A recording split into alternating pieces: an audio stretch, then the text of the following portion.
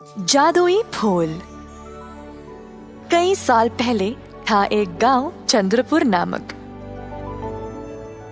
यहाँ के लोग अच्छे से और खुशी से रहा करते थे। पर कुछ देर बाद इस गांव में आ गया एक भयंकर आदमी, जंजीर नामक। कद में वह बहुत ही ऊंचा था और हट्टा खट्टा।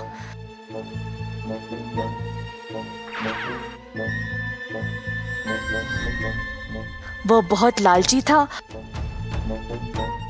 और अक्सर गांव के लोगों का खाना पीना और धन दौलत जोर जबरदस्ती उठा लेता था।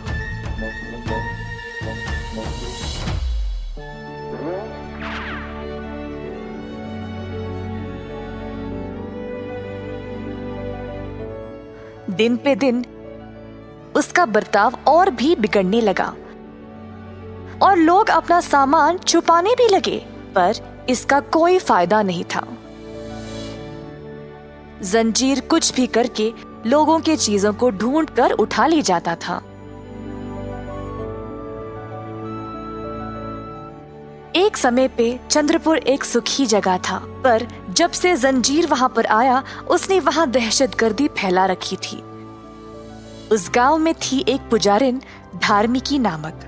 पुजारिन को ये सब देखकर बर्दाश्त नहीं हुआ। वह जंजीर का सामना करना चाहती थी, पर वह अब बूढ़ी हो चुकी थी और उसको लगा कि उसके पास जंजीर को हराने की शक्ति नहीं रही। रोज धार्मिकी लोगों को परेशान होते हुए देखकर बुरा महसूस करती थी। धार्मिकी ने सोचा कि अब तो किसी भी कीमत पर जंजीर को रोकना ही पड़ेगा।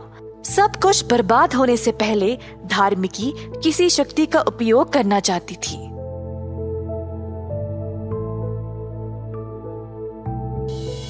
दिन रात धार्मिकी ने अपने पूर्वजों की किताबों में कोई हल के लिए ढूंढा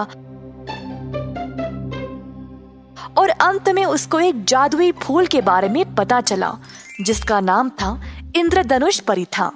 जो भी इस जादुई फूल को एक मंत्र पढ़कर उसकी मिट्टी को सूंघेगा, वो जवान हो जाएगा और उसके पास कुछ शक्तियां भी आ जाएगी।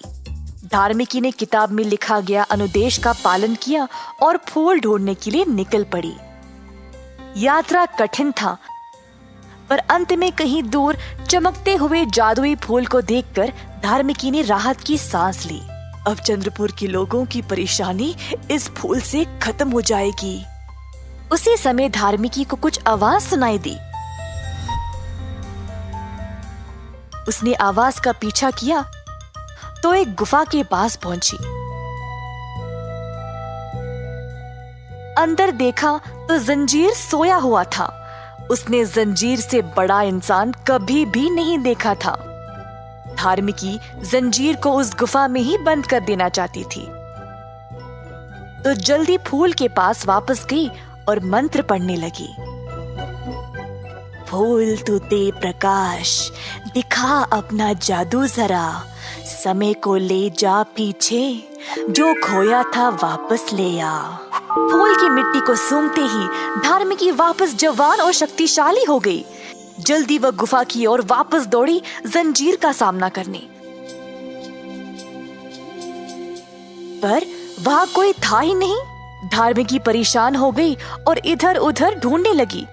उसको लगा कि शायद जंजीर गांव की ओर चला गया।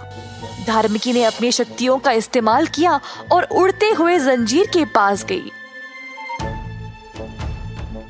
उसने एक पेड़ को उखाड़ा और जड़ों के साथ जंजीर को चारों तरफ से बंद कर दिया।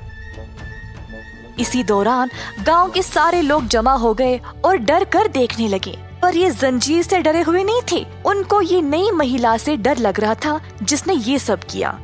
धार्मिकी ने लोगों की ओर देखा और उनको अपना नाम बता दिया। आप सब लोग डरो मत, मैं धार्मिकी हूँ। जंजीर को गांव में दहशतगर्दी फैलाते हुए देखकर मैं परेशान हो गई थी। मुझे एक जादुई फूल मिला जिसने मुझे ये शक्ति दी है जंजीर को रोकने के लिए। लोगों को अब तसल्ली हो गई थी कि धार्मिका गांव को किसी भी खतरे से बचा लेगी। चंद्रपुर वापस एक सुखी और शांत जगह बन गया। इस कहानी से हमें ये सीख मिलती है कि उम्र कोई वजह नहीं है खुद को कुछ भी काम करने से रोकने के लिए।